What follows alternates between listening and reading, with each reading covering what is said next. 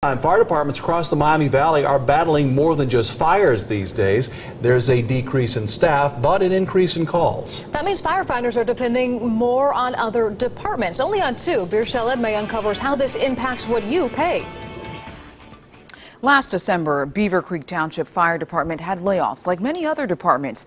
Now there are fewer firefighters to answer your calls. And that's when mutual aid kicks in, and every local department uses it.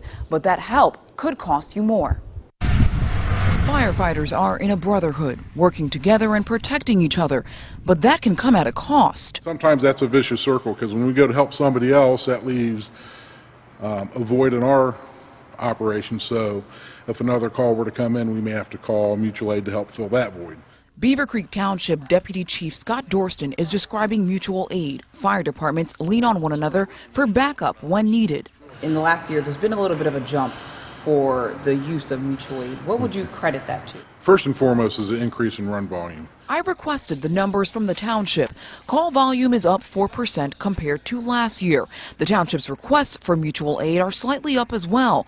And compared to last year, Beaver Creek Township Fire is responding to twice as many mutual aid requests. For you, that could cause a problem.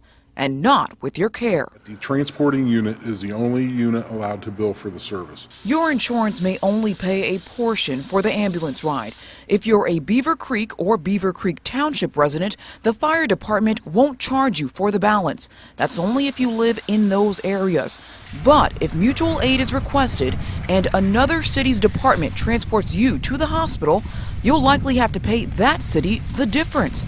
Billing like this is standard practice in the Miami Valley. Beaver Creek is just one example. In many communities, if mutual aid helps you, it could mean paying hundreds of dollars. The way staffing is, and anywhere in this area, it's just not always possible. There's no easy fix to ensure your district's firefighters and EMTs respond to your door. What do you do when you're getting increased calls but not as many men and women on the streets? Well, we're always evaluating how we staff our apparatus and which apparatus is staffed and how we want to meet those incidents. As we mentioned earlier, this is not just happening in Beaver Creek Township. However, the department was willing to speak to us about mutual aid and some of its financial consequences to you. Birshel Edmay, 2 News.